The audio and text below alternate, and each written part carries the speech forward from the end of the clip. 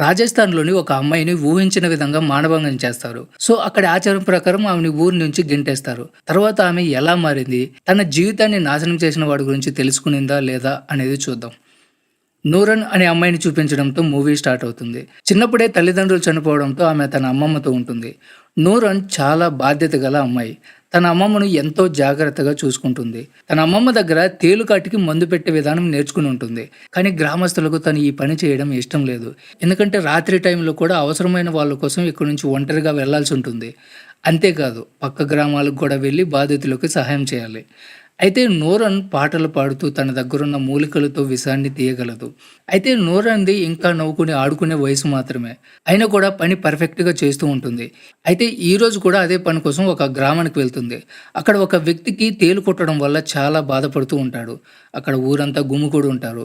అక్కడే వాళ్ళలో ఆదం అనే ఒక వ్యక్తి కూడా ఉంటాడు. కానీ అతను నూరన్ ఎలా పని చేస్తుంది అనే దానికంటే నూరన్ అందాన్ని చూస్తూ ఉంటాడు. ఆమెను చూసే విధానం చూస్తే మొదటి చూపులోనే నూరన్‌ని ఇష్టపడిపోయినట్లు అనిపిస్తుంది. ఇక్కడ ఆదం ఒక వ్యాపారి. ఒంటెలను కొనుక్కొని అమ్ముతూ ఉంటాడు. తర్వాత నూరన్ తన మూలికలతో పాట పాడుతూ ఆ వ్యక్తిలోని విషాన్ని తీసేస్తుంది. తర్వాత రాత్రి అయ్యేసరికి ఇంటికి వెళ్ళిపోతూ ఉంటుంది. కానీ ఆమెకి తెలియకుండానే ఆదం కూడా ఆమెను వెంటపడుతూ ఇంటి దగ్గరకు వచ్చేస్తాడు. నూరన్ అతను చూసి చాలా భయపడిపోతుంది. కానీ తన అమ్మమ్మకు ఈ విషయం చెప్పదు. ఇలా ఉండగా ఆదం తన ఫ్రెండ్‌ని కలుసుకుంటాడు. ముఖంలో ఏదో ఆనందం కనిపిస్తుంది. ఏంటి సంగతి అని తన ఫ్రెండ్ అడుగుతాడు. సో ఆదం నూరన్ గురించి చెప్తాడు. తర్వాత తన ఫ్రెండ్ తిందాంరా అని పిలిచినా కూడా ఆదం వెళ్ళడు. ఎందుకంటే అతను పూర్తిగా ఇప్పుడు నూరన్ గురించి ఆలోచిస్తూ ఉంటాడు. తర్వాత రోజు నూరన్ తన పని కోసం వెళ్ళడానికి సిద్ధమవుతూ ఉంటుంది. కానీ ఈ మధ్యలో ఆమె ఎక్కడికి వెళ్ళినా కూడా ఆదం ముందే అక్కడికి వచ్చేసి ఉంటాడు. ఈసారి కూడా అదే జరుగుతుంది. సో వెంటనే నూరన్ ఆమెకి పెళ్లి ప్రస్తావన తెస్తాడు. దీనికి నూరన్ చిరాగ్గా తన చెప్పు చూపిస్తుంది. ఇంకా తేలుతో కూడా బెదిరిస్తుంది. కానీ తనకి ఇవేవి పట్టు భయపడాడు కూడా. ఇదంతా జరుగుతున్నప్పుడు ఒక జీప్ అక్కడికి వచ్చి ఆగుతుంది. లోపల ఉన్న వాళ్ళు ఇద్దరిని గమనించి అక్కడ ఏం జరుగుతుందో అర్థం చేసుకుంటారు. ఇతను ఆ అమ్మాయిని వేధిస్తున్నాడు అని వాళ్ళు అనుకుంటారు. అనుకున్న వెంటనే కిందకి దిగి ఆదాన్ని భయంకరంగా కొడతారు. చివరికి అతను స్పృహ తప్పి కింద పడిపోతాడు. నూరన్ని వాళ్ళ గాడిలోనే తీసుకుని వెళ్ళిపోతారు. అయితే ఆదం ఒంటెలు కూడా జీప్తో పాటు చాలా దూరం తీసుకొస్తారు. నూరన్ వాటిని చూసి జీప్ని ఆపమని చెప్తుంది. ఆ ఒంటెలు ఆదం అని నూరన్‌కి వాళ్ళతో చెప్పదు. సో ఆమెకి ఒక ఐడియా వస్తుంది. ఆ ఒంటెలను అమ్మేసి డబ్బు తీసుకుని ఇంటికి వెళ్ళిపోతుంది. ఇదంతా తన ఫ్రెండ్ అమీనాకి చెప్తుంది.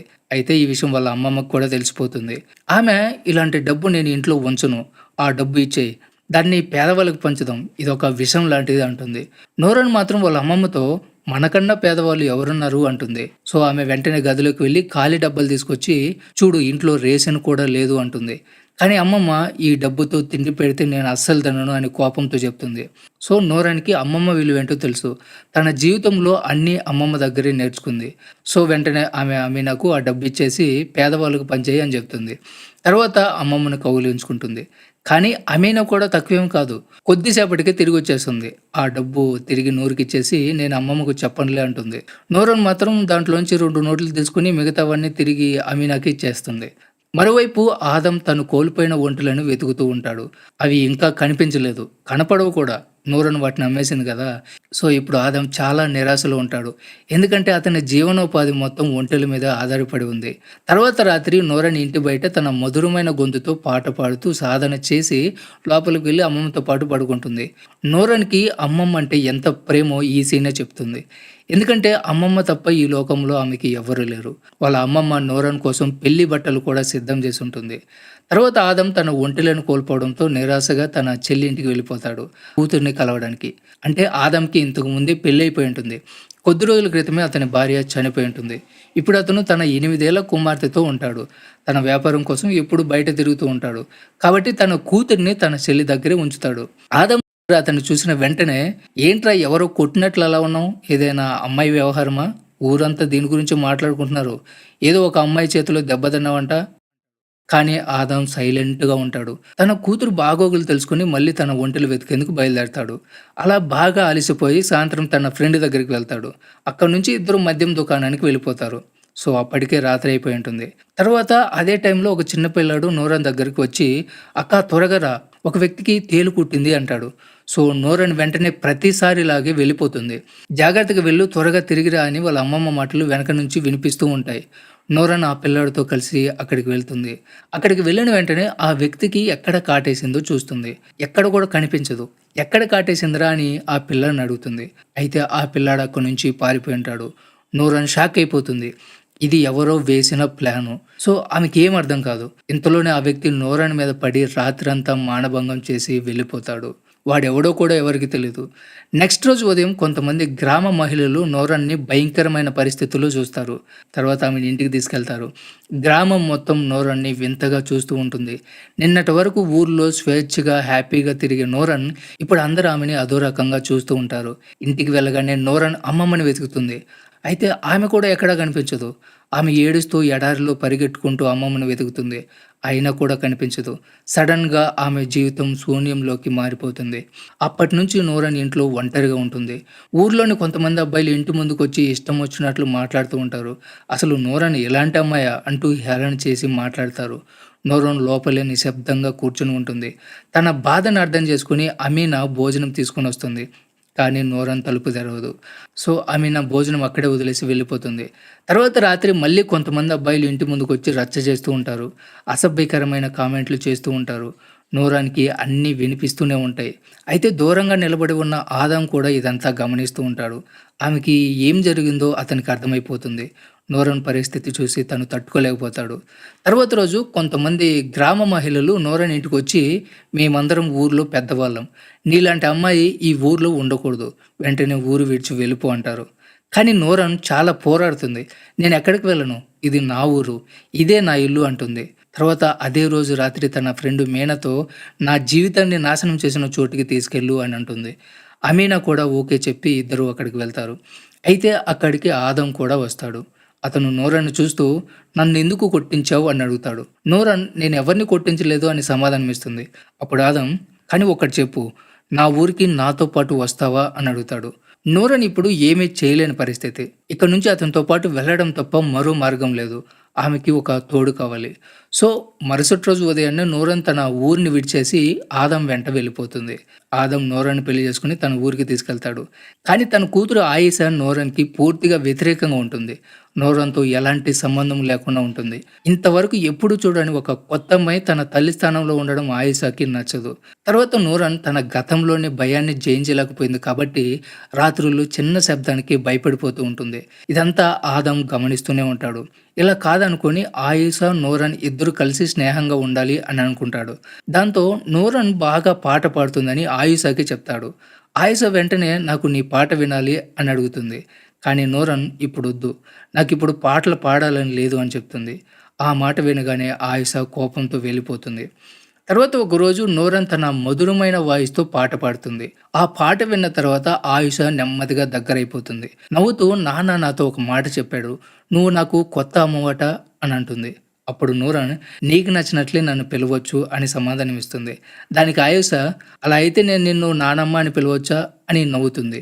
తర్వాత ఆదం కొన్ని రోజులు బయట పనికి వెళ్ళిపోతాడు. ఇంట్లో నూరన్, ఆయిషా కలిసి చాలా సంతోషంగా గడుపుతారు. ఇప్పుడు ఆయిషా నూరన్‌ని తన కుటుంబంగా భావించడం మొదలుపెడుతుంది.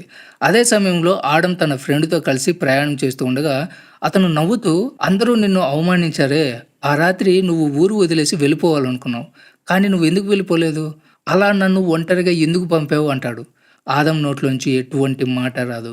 అతను మాట్లాడకపోయినా కూడా ఫ్రెండ్ గట్టిగా నవ్వుతూ, "ఇదంతా కూడా నువ్వు ప్లాన్ చేసావు గదా! అప్పుడు నూరన్‌పై ప్రతీకారం తీర్చుకోవడానికి నన్ను పంపింది నువ్వే కదా" అంటాడు. "ఆమె వల్లనే గదా నిన్ను ఊరంతా కొట్టారు. అదే తన పాపానికి శిక్ష అనుకున్నావు గదా" అంటాడు.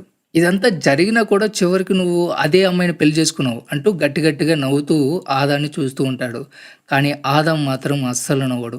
ఎందుకంటే నూరన్‌పై తన ఫ్రెండ్ ఏదైతే దరిద్రం చేశాడో అది అతనికి ఒక గేమ్‌లాగా అనిపించినా కూడా, కానీ ఇప్పుడు అతను నిజంగా ఆ విషయంలో బాధపడుతూ ఉంటాడు. దీంతో తన ఫ్రెండ్ మీద తేలుని వదిలేస్తాడు. తర్వాత నూరన్ ఒక భయంకరమైన నిజాన్ని తెలుసుకుంటుంది. ఆదామే ఆ రోజు రాత్రి తనను రేప్ చేయడానికి పంపించాడని తెలుసుకుంటుంది. అంతేకాదు తన అమ్మను చంపింది కూడా ఆదామే. ఈ విషయం తెలిసి నూరన్ చాలా బాధపడిపోతుంది. తన జీవితంలో నమ్మిన మనిషే తనను మోసం చేశాడని అర్థమైపోయి ఆమెకి ఏం చేయాలో అర్థం కాదు. ఇప్పుడు ఆదాం ఫ్రెండు తేలుకాటుతో బాధపడుతూ నూరన్‌తో అంటాడు, "నీ భర్త నన్ను చంపేందుకు తేలును వదిలాడు" అని చెప్తాడు. ఇదంతా ఆదామే చేశాడు అంటాడు. ఈ విషయం వినగానే నూరన్ కోపంతో ఊగిపోతుంది. నీలాంటి వాడికి ఎప్పటికీ హెల్ప్ చేయనంటూ అతన్ని ఇంట్లోంచి గెంటేస్తుంది. తర్వాత ఆ ఫ్రెండ్‌కి విరుగుడు లేక అక్కడికక్కడే మరణిస్తాడు. నూరన్ ఆ దేహాన్ని ఇసుకలో పాతిపెట్టి ఇంటికి తిరిగి వస్తుంది. కానీ ఇప్పుడు ఆమె మనసు పగతో నిండిపోతుంది. నన్ను మోసం చేసిన వాడికి తగిన శిక్ష విధిస్తాను అనుకుంటుంది. అలా కొన్ని రోజులు గడిచిపోతాయి. నూరన్ ఇప్పుడు గర్భవతి అవుతుంది. ఇంట్లో ఆడవాళ్ళు సంబరంగా పాటలు పాడుకుంటూ ఉంటారు. అయితే ఇక్కడ ఆదం నూరన్ పైన ప్రేమ చూపిస్తూనే ఉంటాడు. కానీ నూరన్‌కి అసలు ఎలాంటి ఫీలింగ్స్ ఉండవు. ఒకరోజు ఆదం తన కూతురు ఆయిషాని తన సిస్టర్ ఇంట్లో వదిలేసి తిరిగి ఇంటికొస్తాడు. అయితే నూరన్ కనిపించదు. అన్ని చోట్ల వెతుకుతాడు. అయితే ఒక చోట ఇసుకపై ఒంటరిగా కూర్చొని నూరన్ కనిపిస్తుంది. ఆమె దగ్గర ఒక డబ్బాలో ఒక తేలుంటుంది. ఆదం నూరన్ దగ్గరకొస్తాడు. కానీ ఆమె చాలా చాలా కోపంగా ఉంటుంది. "ఆ రోజు రాత్రి నన్ను మానభంగం చేపించింది నువ్వే కదా! నా తల్లిని హత్య చేసిందెవరు? నువ్వే కదా! కాబట్టి ఇప్పుడు నీకు నువ్వుగా శిక్ష వేసుకో" అని కోపంగా చెప్తుంది. అప్పుడు ఆదం నూరన్‌తో, "నేను నిజంగా మారిపోయాను. నిన్ను ఇప్పటికీ ప్రేమిస్తున్నాను. దయచేసి ఆ విషయంలో నన్ను క్షమించు" అని వేడుకుంటాడు. కానీ నూరన్ మాత్రం అతను చెప్పింది వినదు. ఆమె తేలుని తన చేతిలోకి తీసుకుంటుంది. ఆదం కూడా అంతే కోపంతో తన చేతిలో తేలును పట్టుకుంటాడు. "నిన్ను ఎప్పటికీ నేను వదిలిపెట్టలేను నూరన్" అని అంటాడు. దీంతో ఆ ఇద్దరికి తేలు కాటేయడం వల్ల అక్కడికక్కడే మరణిస్తారు. ఆదం, నూరన్ అలాగే ఆమె కడుపులోని బిడ్డ ముగ్గురు ఒకేసారి చనిపోతారు.